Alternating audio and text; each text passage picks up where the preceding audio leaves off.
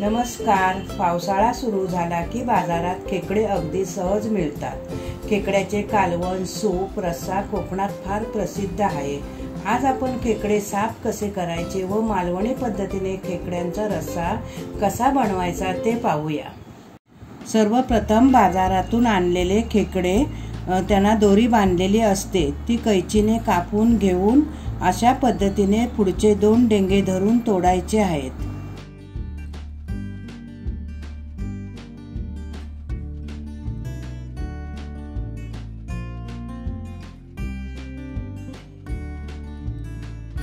हे छोटे डेंगे सुद्धा आपल्याला तोडून घ्यायचे आहेत.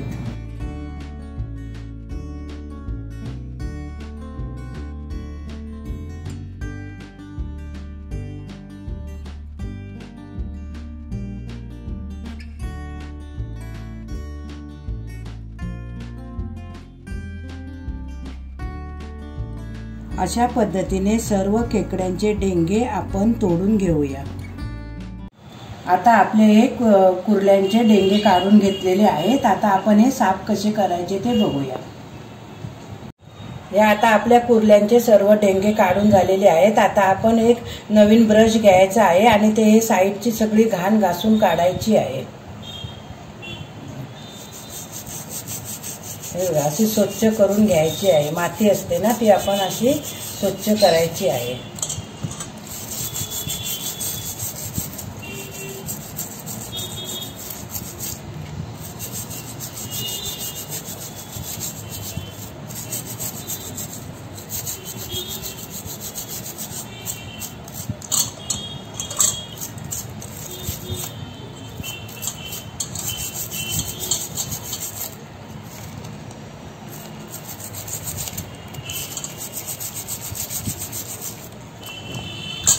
हे असे पाठीमागून पण आपण असा ब्रश फिरवून स्वच्छ करून घ्यायचे आहे.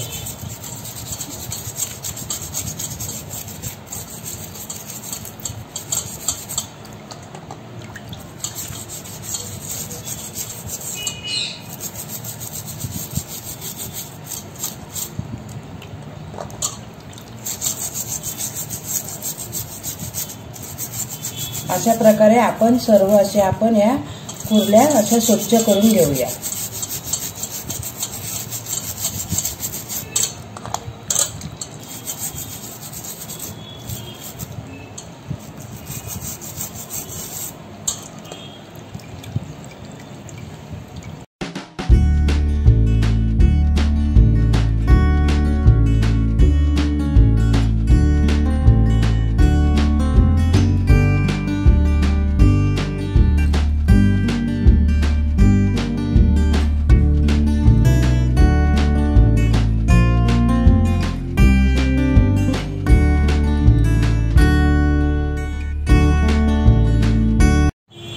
आता आपल्या कुर्ल्या व्यवस्थित ब्रशने स्वच्छ करून घेतलेले आहेत आणि धुवून पण घेतलेले आहेत.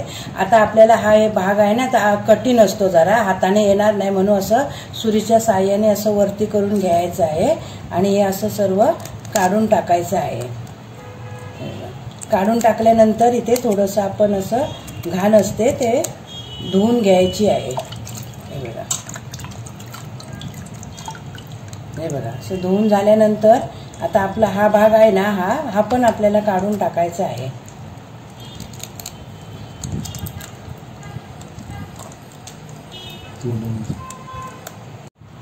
आता आपण हा पण भाग असा काढून घ्यायचा आहे. हे बघा आणि हे असं काही धुवायचं नाही. आता हे असं व्यवस्थित ठेवायचं आहे आणि हे आता आपलं हे काळे काळे दिसत आहेत नाही हे फक्त साफ करून घ्यायचं आहे.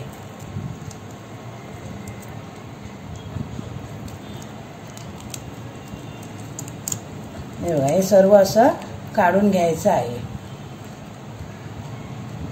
हे बघा आता आपल्याला धुवायचं नाही. आपल्याला सगळं आता व्यवस्थित कुर्ल्या स्वच्छ करून झालेले आहेत.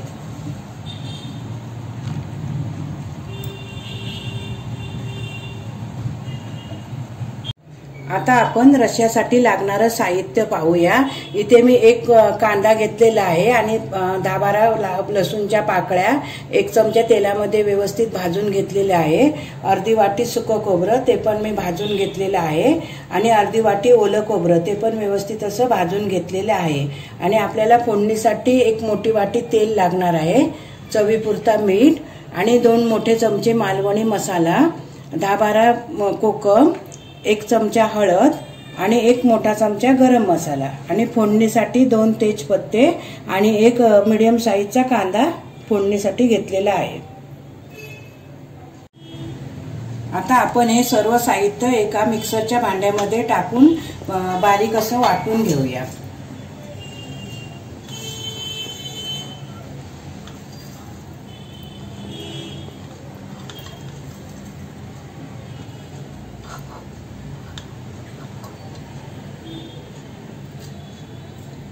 थोडं पाणी टाकून बारीक असं वाटून घेऊया।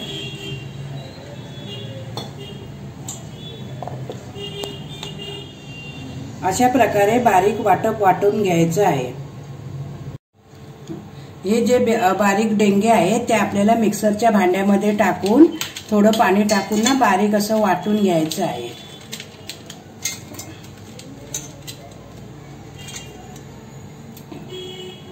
थोडं पाणी टाकूया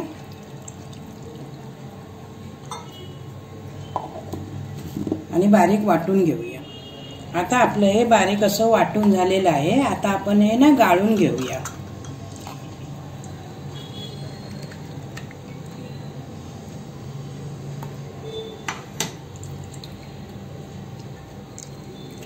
या रसामुळे आपल्या रश्श्याला चांगली चव येते।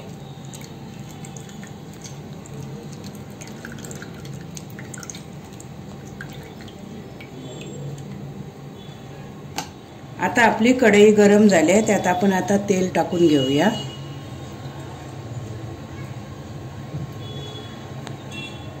आता आपलं तेल गरम झालंय, आपण आता तेजपत्ता आणि कांदा टाकून घेऊया।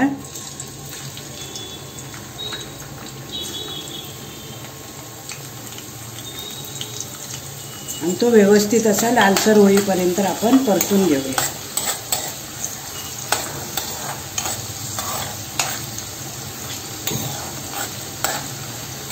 आता आपला कांदा भाजून झालेला आहे। आता आपण त्यात हळद टाकून घेऊया, लाल मसाला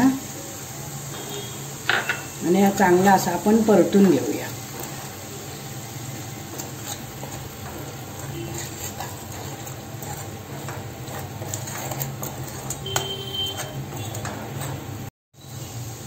आता आपण गरम मसाला टाकून घेऊया, तो पण थोडासा आपण परतून घेऊया।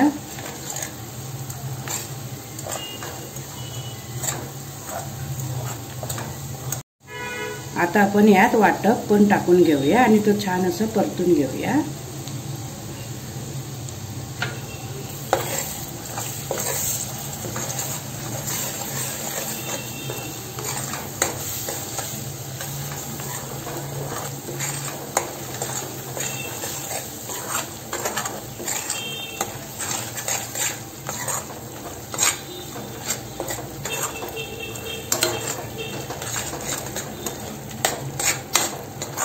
वाटप आपण छान तेल सुटेपर्यंत असं परतून घ्यायचं आहे।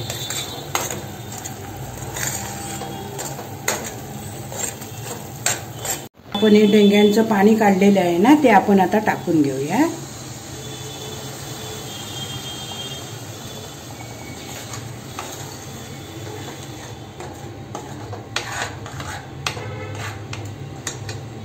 आणि आपण ना आता यात थोडासा पाणी टाकून घेऊया।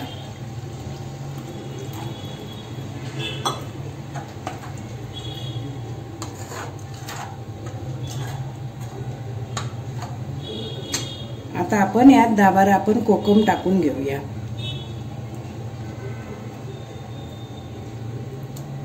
आणि चवीपुरतं मीठ टाकूया।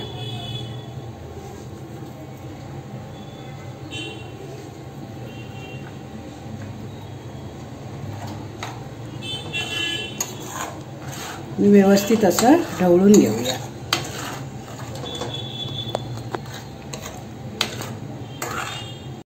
आता आपण यात कुर्ल्या टाकून घेऊया। प्रथम आपण असे डेंगे खाली टाकून घ्यायचे आहे।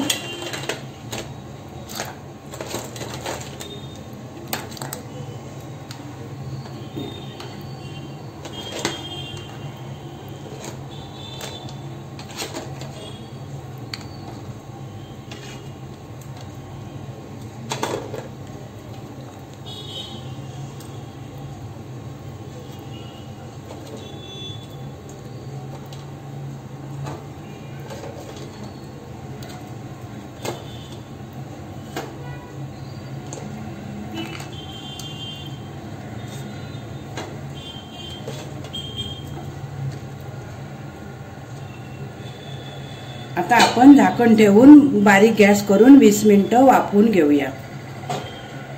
आता आपली 20 मिनिटं झालेले आहे, उघडून बघूया। आता आपलं मालवणी पद्धतीने कुर्ल्यांचं कालवण असं मस्त झणझणीत झालेलं आहे बघा। आता आपण गॅस बंद करून घेऊया।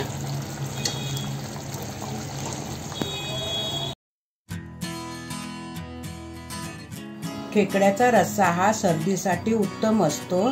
आजारी असल्यावर किंवा आपल्या तोंडाची चव गेली असेल तर खेकड्याचे मांस खाल्ल्यामुळे तोंडाला चव येते।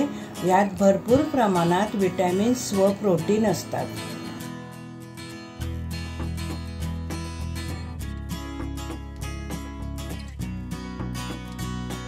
तुम्हाला जर मालवणी पद्धतीचे चिकन किंवा अंड्याचे कालवण बघायचे असेल तर व्हिडिओच्या खाली लिंक दिलेली आहे।